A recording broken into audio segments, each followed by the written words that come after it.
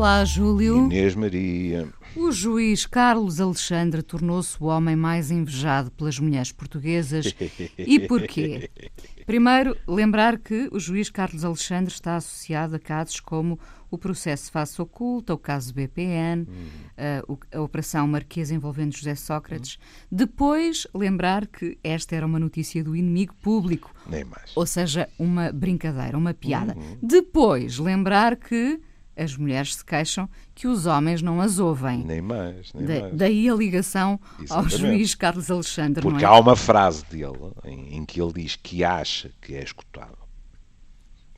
Já não me lembro exatamente quais são os termos, não digo que seja sistemático, mas ele põe a hipótese, pelo menos, tenho a certeza, põe a hipótese de ter sido escutado algumas vezes, etc. E o inimigo público, pronto, que é uma velha companhia de todos nós, há uns anos largos, e que já nos fez rir, muitas vezes. O inimigo mais amigo. O inimigo mais amigo. O inimigo público pegou-lhe muito bem, dizendo 99% das mulheres, como é evidente, o que elas querem é ser escutadas. E isto é uma boa piada, mas além de ser uma boa piada, é uma boa piada sobre um fundo de estereótipos, como o Inês já sugeriu, que é, eles não nos ouvem, e não digo que seja exatamente em espelho, mas do lado dos homens, elas não param de falar e de reivindicar que nós as ouçamos. Eu acho que há um bocadinho de verdade de ambos os lados, ou seja, vamos fazer aqui a nossa meia-culpa. Eu acho que as mulheres falam muito, às vezes podíamos dispensar alguns pormenores que não interessam nada, não é? Mas que estão acumulados na nossa cabeça, sabe-se lá porquê. E, de facto, os homens, às vezes, não ouvem muito as mulheres, não é? Porque têm a jornada completa para decorar, não é?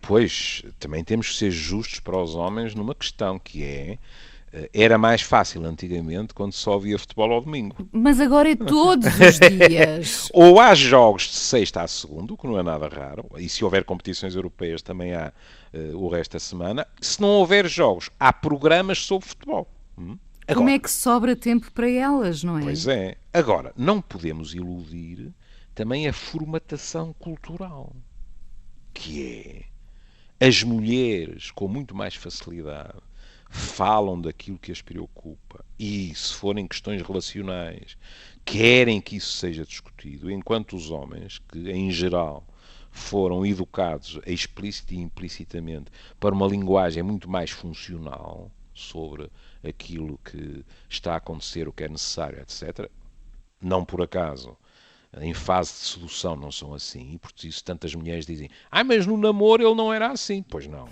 Mas agora já não estamos na altura do namoro.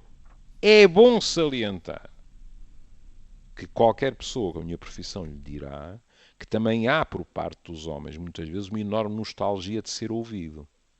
O que acontece é que eles hesitam em falar. Não só porque foram educados para não o fazer, mas porque têm medo de expor as suas fragilidades. E aqui, eu fui ao nosso velho Camilo, que escreveu assim: o fardo mais pesado que uma mulher faladora pode impor a um homem é a obrigação de ouvi-la. E eu estava num dia de sorte, porque logo a seguir do mesmo Camilo estava: atrás da poesia do amor vem a prosa do casamento. E eu li e disse: porquê é que eu tenho a sensação que o Camilo acha que a prosa não está ao mesmo nível da poesia? Pois não. Sabe quem dizia isso? Agora tive a Associação Livre. O meu querido Eugênio de Andrade, às vezes, com aquela sua capacidade de largar um remoque, dizia, e escreveu em entrevistas: a prosa voa rasa como a perdiz. Hã? Que maldadezinha. Um beijinho, Beijinho, até até amanhã. amanhã.